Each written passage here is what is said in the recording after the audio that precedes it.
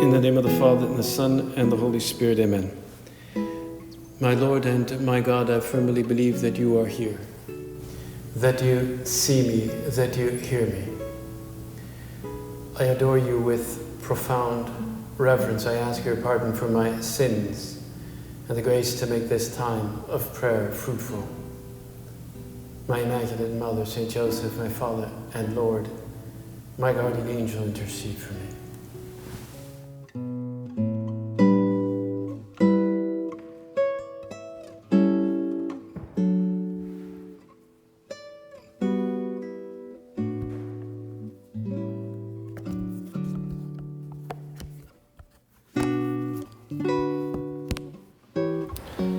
One of the passages that we can meditate on during the Easter season is the passage of Jesus walking with the disciples of Emmaus after the events of the crucifixion, the passion, and death. We are told how these two disciples, recounted in chapter 24 of St. Luke, were disheartened and discouraged, downtrodden, and were walking outside of Jerusalem. Their expectations had not been met, and they were trying to make sense of all this tragedy. And they were trying to work through God's providence in these hard times. Their hearts were kind of hardened. But as they were going through this hard time in their life, he walked next to them, and he opened their hearts. That is, he opened their vision. They had expected some kind of military hero, maybe a conquering military success, that somebody who would liberate them from oppression, and because they had experienced a lot of oppression, a lot of injustice under the Romans. I mean, that was clear, right? And but now maybe they were only having that, but now the Lord explains to them the scriptures. That's what St. Luke says. He opened their eyes to the reality of the scriptures, to Moses, to Abraham, to King David, and what all this meant in the larger providence of God's plans. How it was necessary that Jesus of Nazareth, the Son of God, suffer. It was necessary, like it was part of God's plan. Of course, they didn't recognize him, that it was he who was explaining all these things. And you and I too, we have to feel ourselves a little bit like those disciples of Emmaus, because we can get frustrated, and we don't always understand the reasons for our pain, the reasons for the things that happen. Maybe some of us are all getting quite upset or frustrated by the reality of the pandemic, because we can't seem to make sense of it. And maybe some people they get very focused on the deaths, the limitations that are imposed upon us with the lockdowns, the pain, the isolation, the economic devastation. And these are real. They're not unreal. They are real. But as we walk with Jesus in our life, he's trying to help us reframe all these deaths, all these pains, all these illnesses, all this economic disaster. He's trying to get the disciples of Emmaus to see the pain of the passion, the hardship, the devastation, to see all this through a new prism. The prism of the love of God. Not just through the prism of devastation. And St. Peter himself recommended it in his epistle. Christ suffered for us, leaving us an example that we might follow in his footsteps. Or those dramatic words of St. Paul, who said, "In my flesh I complete what is lacking in the passion of Christ, in the suffering of Christ. I complete it." Meaning there's something there too that we have to embrace. And Lord, I do want to follow your example and valiantly take up my cross. Where can I do that? That's what we have to answer now. Where can I do that? Maybe I have to do that by embracing the reality of the pandemic. Maybe I have to do it through an act of humility, accepting the limitations that are imposed on everybody here. The very fact that we're here doing this like this, and I can't see you. Well, I can see you, but I can't see you that are watching this on wherever you're watching it on. And now some people will simply whine and complain about COVID. They will complain against our political leaders, sometimes justifiably so. And others will make the problems bigger. But others, going through this pandemic, will become stronger, more rugged, less enclosed on themselves. We can ask ourselves, what will this pandemic do to me when I look back upon it years from now? Can it be like a forge that will produce a beautiful silver chalice, which will be able to hold the precious blood of Christ? I don't know what it's like to forge a chalice, right? But imagine you're forging a chalice and you're forging and it's hot, it's heat, and then there's, sparks flying and you have to wear one of those masks, you have to look like the Mandalorian, to forge this chalice, right? Could it be that getting through this will be like the forging of a chalice?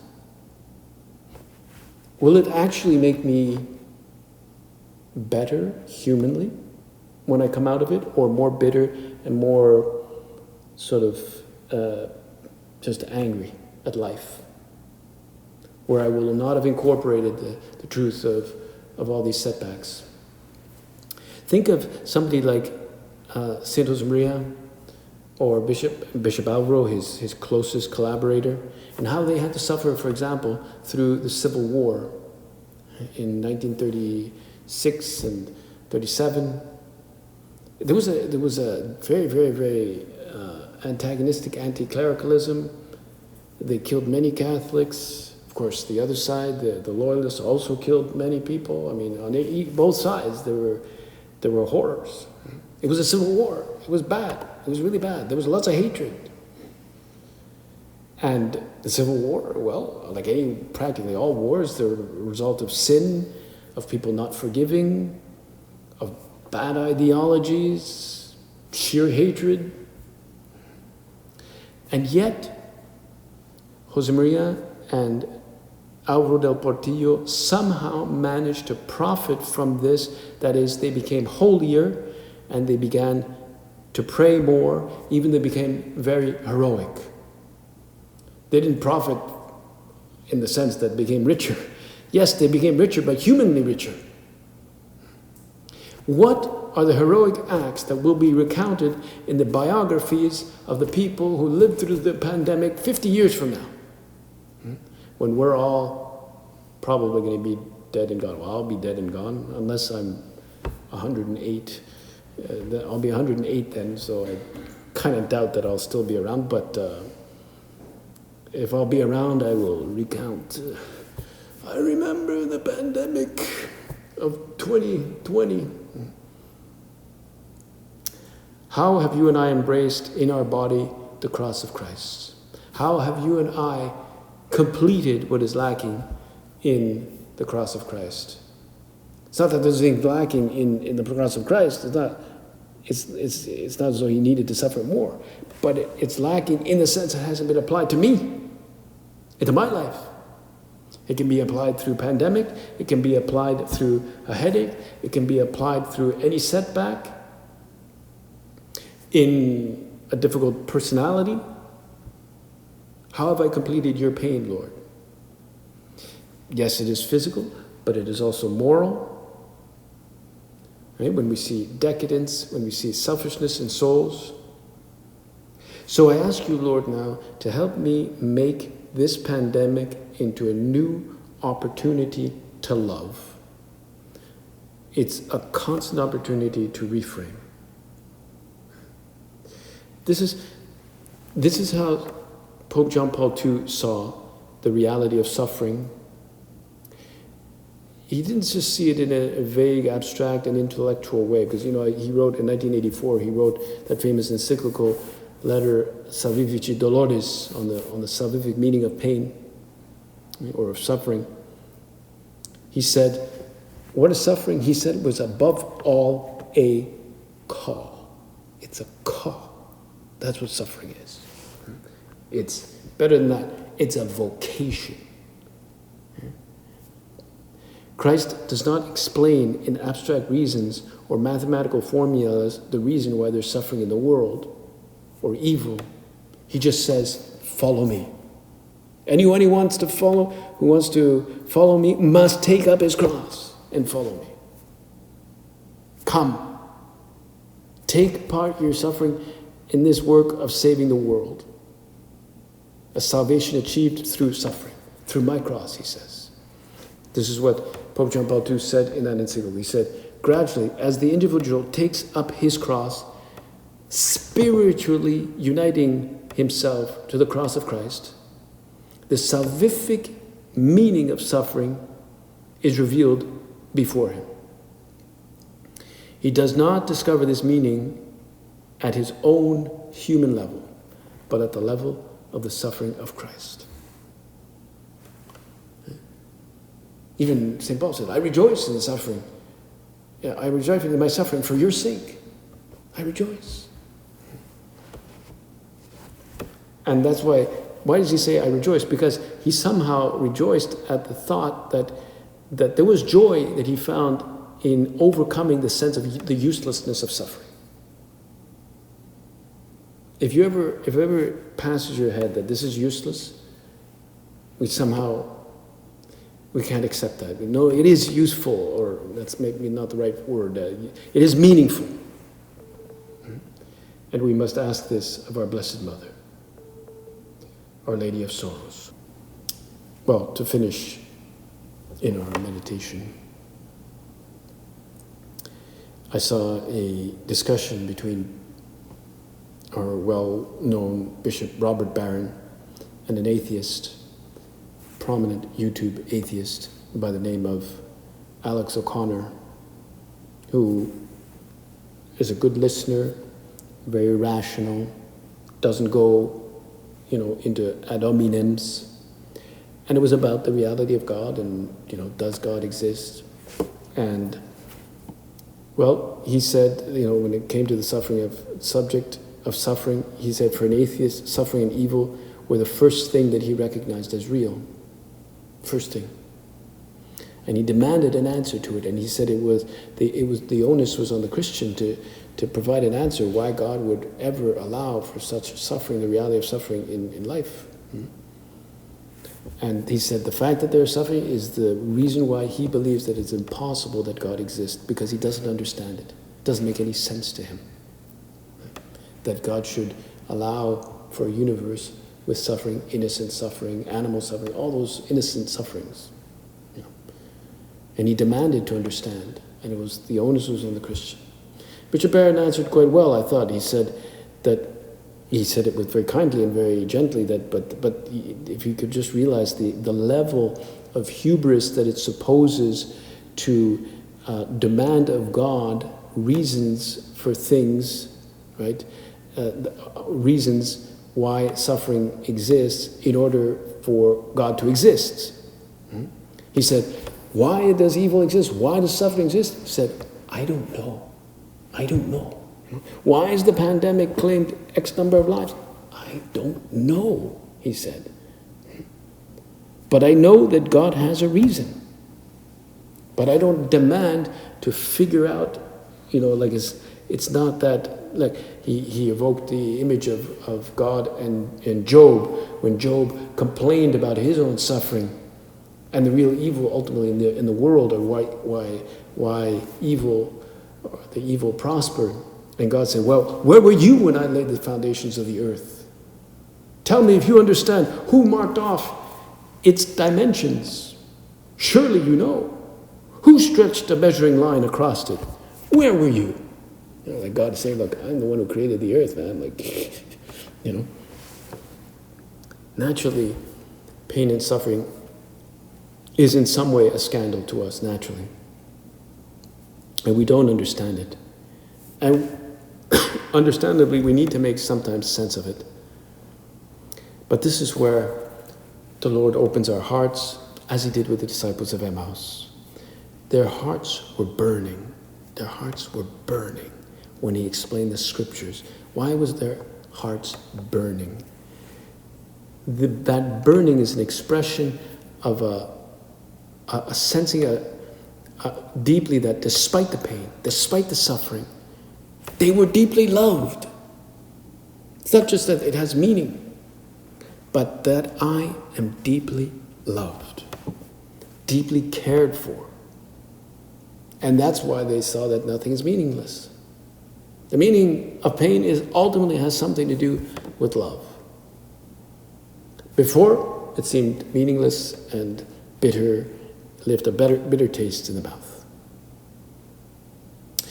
So there's something happening here, and we ask, of course, our Blessed Mother to help us understand, or not, maybe that's not the right word, understand, but to embrace and accept the reality of the setbacks that everybody is going through, and to do so with hope.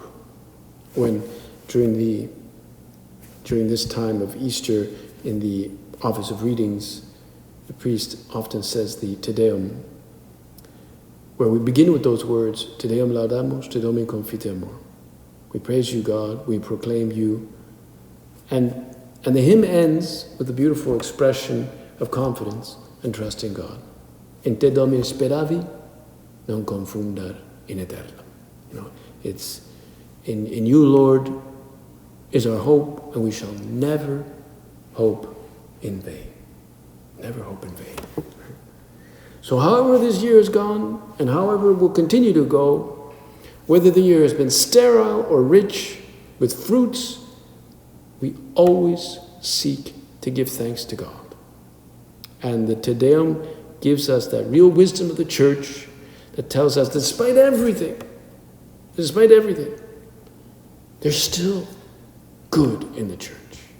And this good is destined to conquer with God. The God of Jesus Christ, who incarnated himself, died, and of course overcame that death by rising. And he is alive, risen now. Let's ask the Blessed Virgin Mary to embrace this, whether we see it or not. Even if evils seem to be louder, whether it's the shootings we hear about or the pandemic, it seems to be louder. But we have to meditate on the true good of life, the true good that is truly present, contemplate him, and cure ourselves of the inevitable wounds of daily life, especially if we've come to any form of wound of bitterness. It's not for us. Like the disciples of Emmaus, we have to be filled with that burning desire and tell the Lord, stay with us. Right? Stay with us and keep explaining the meaning of our life, because we know that you call us to love. Our Blessed Mother will help us and guide us in this beautiful endeavor.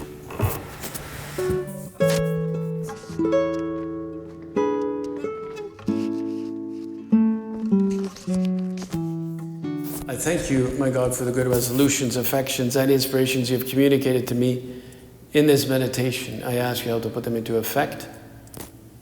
My Immaculate Mother, Saint Joseph, my Father and Lord, my guardian angel, intercede for me.